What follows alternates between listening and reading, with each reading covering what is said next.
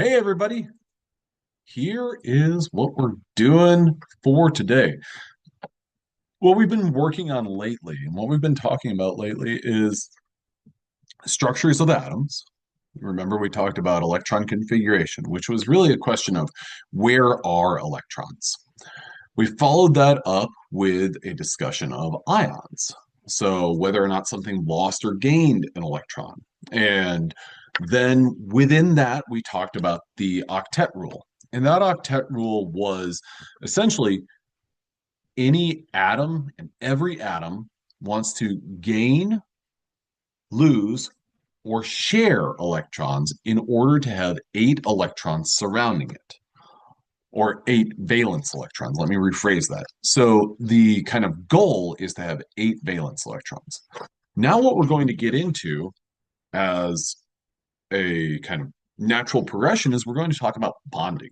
So when something gains or loses electrons, that's something becoming a negative or positively charged ion. Whenever we're sharing electrons, that's a discussion of bonding.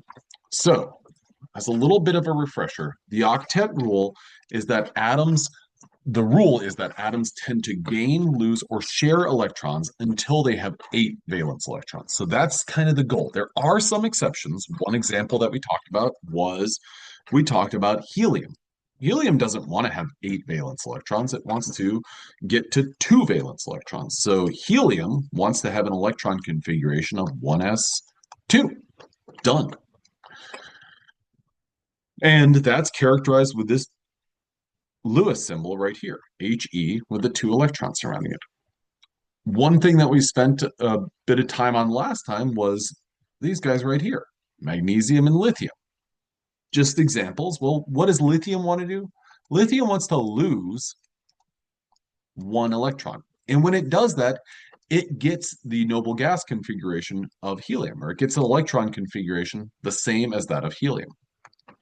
So another way that you could phrase this is, well, everything wants to have a noble gas electron configuration, which noble gases have eight valence electrons, with the exception of helium.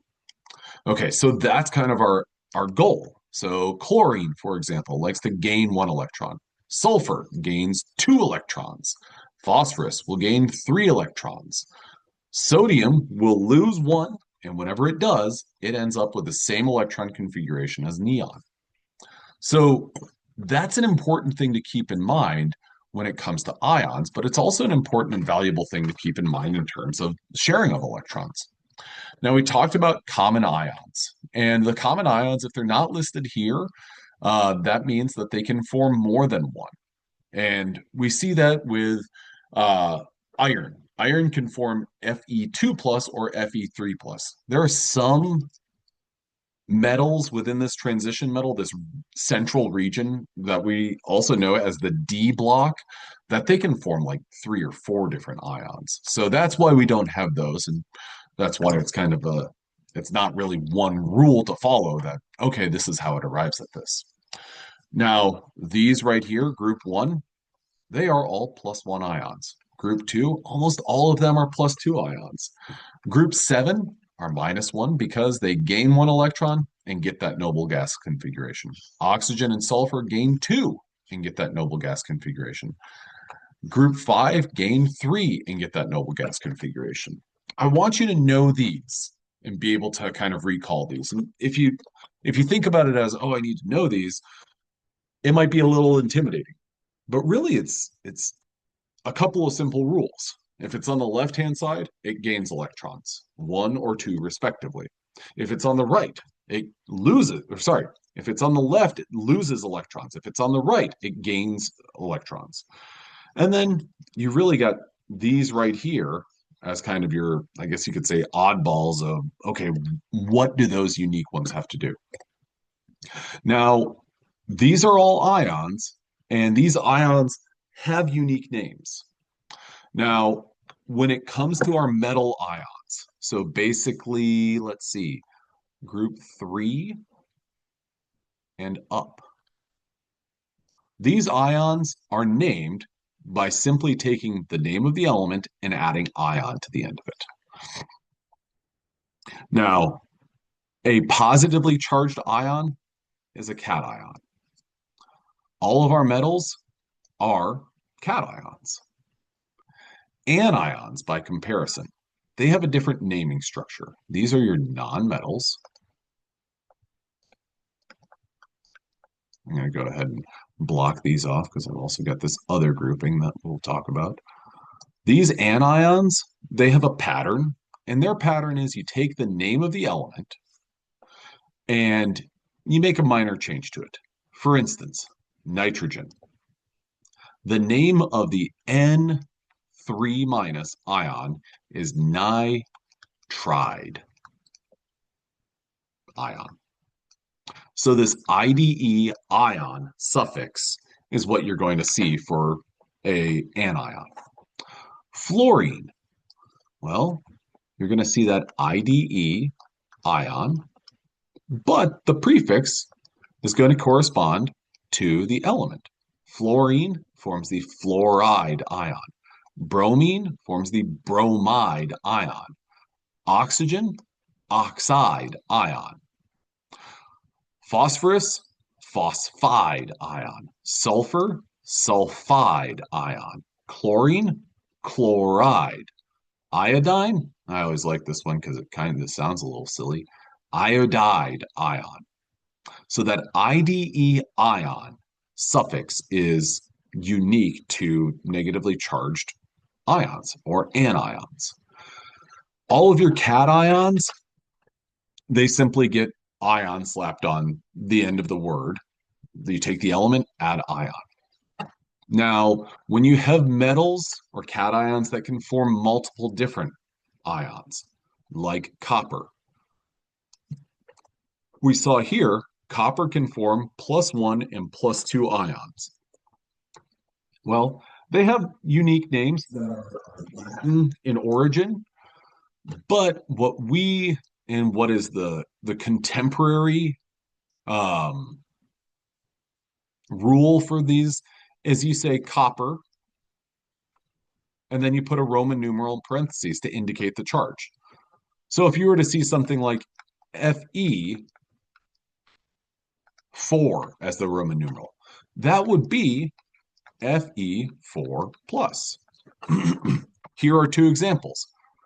Iron 2 ion is the +2 iron ion.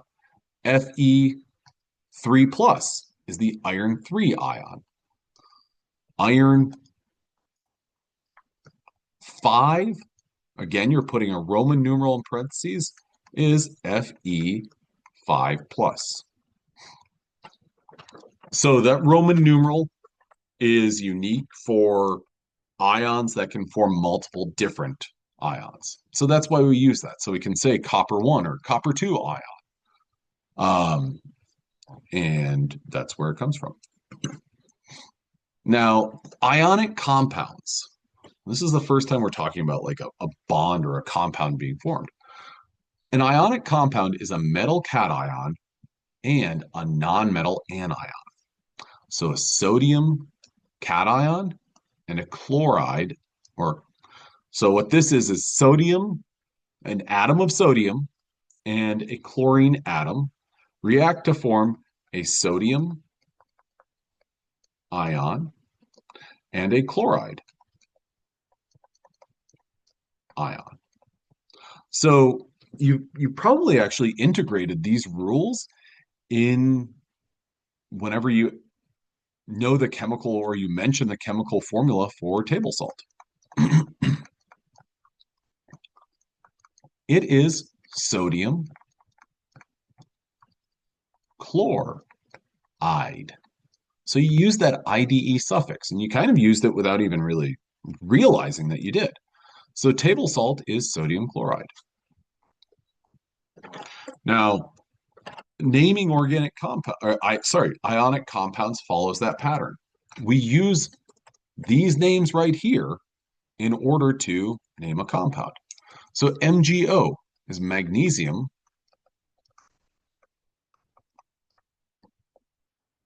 oxide. FeCl3. Now this is a little bit tricky.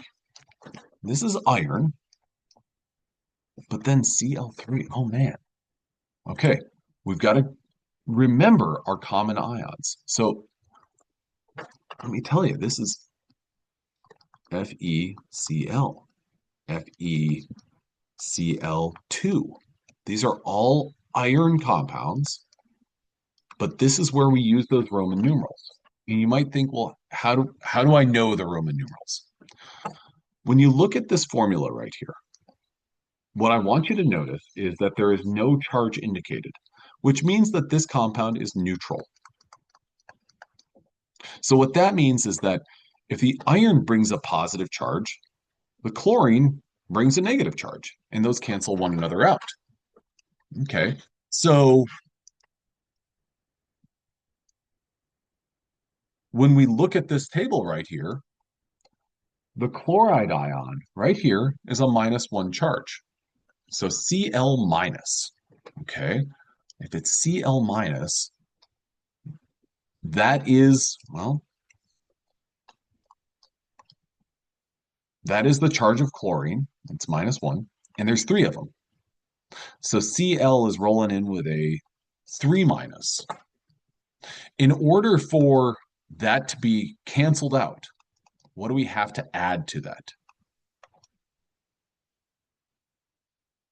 What plus 3 minus, or what plus -3 gives us 0? +3. So what that means is that, and we're going to do all of these examples right here, iron therefore has to have +3 to cancel out the 3 negative charges. So we would say iron 3 chloride.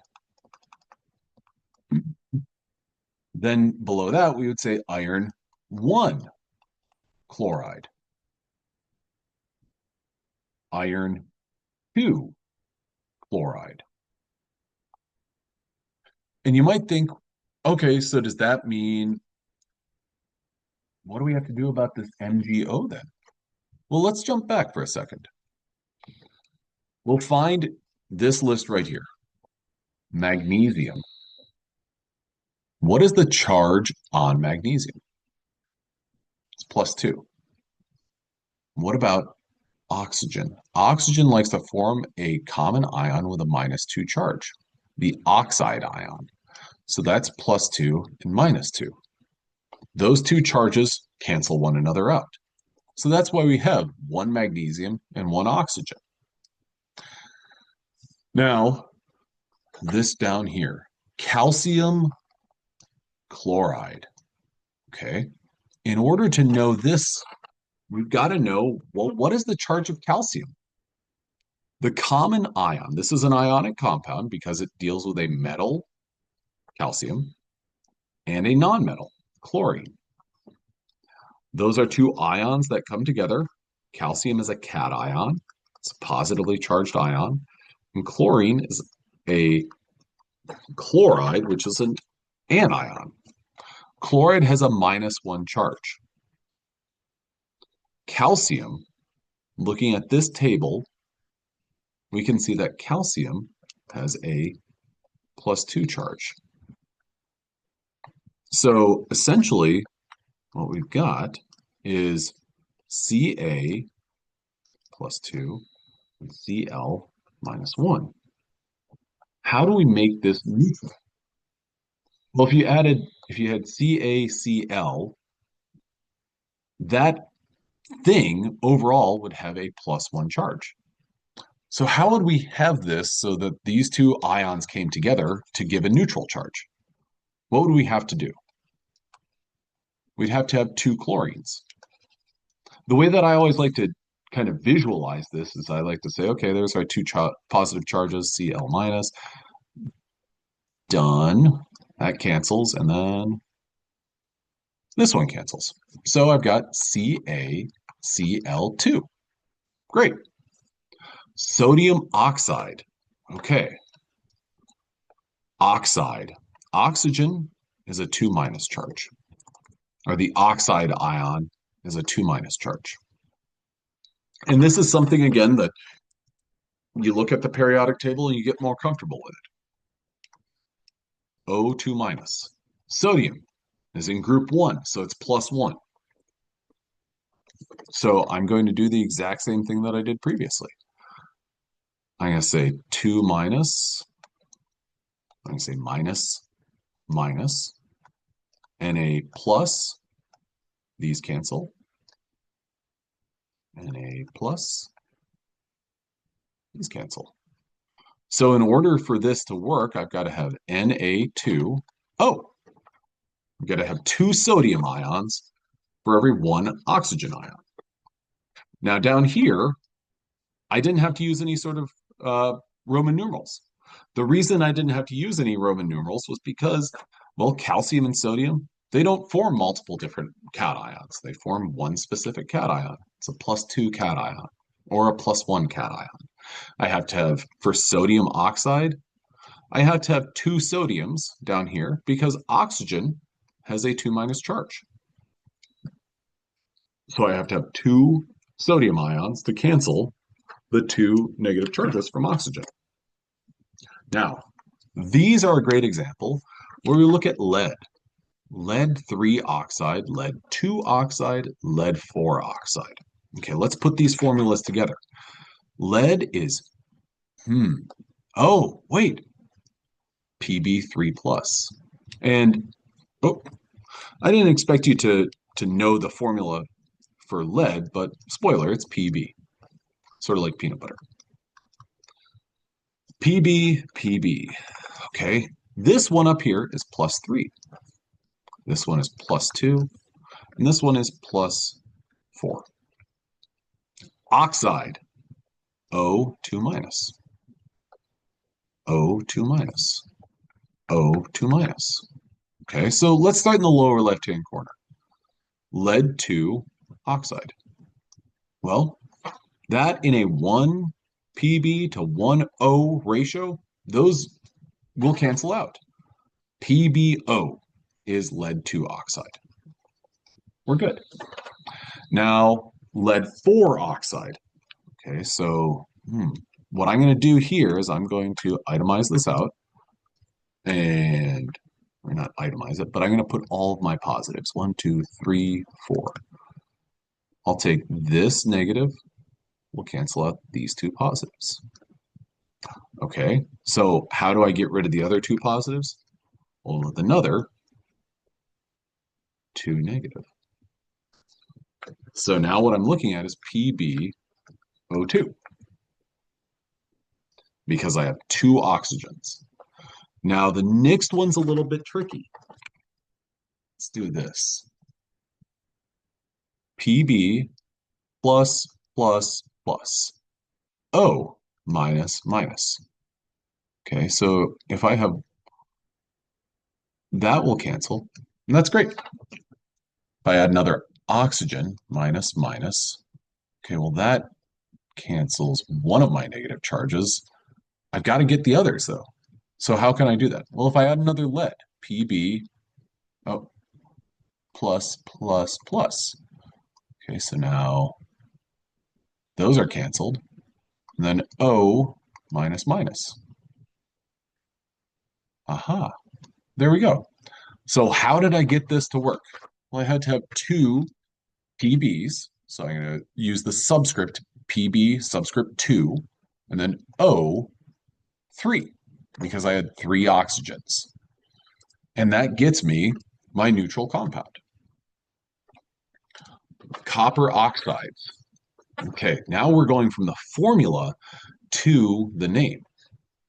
This is copper oxide. Oh, this is also copper oxide. We did it. Done. Oh, but wait. The one on the left and the one on the right, the formulas are different, but also the appearance of them is different. The one on the left, copper what? Because I know that the oxide is -2. Therefore, the copper must be +2. So this is a copper 2 oxide. Now on the right, oxide is -2. Why on earth would we need two coppers? Well, we would need two coppers, as is indicated by this subscript there, if this is a copper 1 oxide containing compound. Okay, so that's the formation of ionic compounds are where different things will gain and lose electrons. And we're going to form compounds that are neutral. Now what we're going to do is we're going to see sharing of electrons. This is the exact same rundown of Lewis structures. The next set of compounds are primarily going to be dealing with these over here. The reason for that is because they are covalent molecules. So when it comes to a covalent molecule, we're talking about electrons being shared. So what we were just looking at and naming were ionic molecules. Covalent bonds and covalent molecules or molecular compounds. This is a nonmetal and a nonmetal. So chlorine and chlorine will combine their powers to make this right here. Chlorine and chlorine, each one of them rolls in with 7 valence electrons. This electron and this electron, well, if this chlorine shares this electron with this chlorine, and this chlorine shares this electron with this one, well, they both become happy because we kind of double dip on one electron. Does this chlorine have 8 electrons around it? It does. Does this chlorine have 8 electrons around it? Yes, it does. You might be looking at it and thinking, well, no. And I would say, no, that is the nature of sharing. This chlorine is using the electrons, and this chlorine is using the electrons. They are sharing these electrons. Covalent compounds are typically going to be gases, liquids, or solids at room temperature. So Cl2, which is what this is a gas at room temperature. This is known as chlorine gas. Now, what we will see in the coming days is we'll talk about different bonds. Each one of these lines right here represents 2 electrons, a pair of electrons that are being shared. So here we've got 2 lines. Well, that represents 4 electrons being shared. This right here is 3 lines, each line representing 2 electrons. So you've got 6 electrons being shared. This is known as a triple bond. 3 lines represents a triple bond, 2 lines is a double bond, and 1 line is a single bond. This single bond is a pair of electrons being shared, a double bond is 4 electrons being shared, and a triple bond is 6 electrons being shared. All right, well, that wraps up what we're going to cover for today. We'll cover some more stuff on Thursday and Friday, but this is what I wanted to get through for today's lecture. All right, everyone, have a good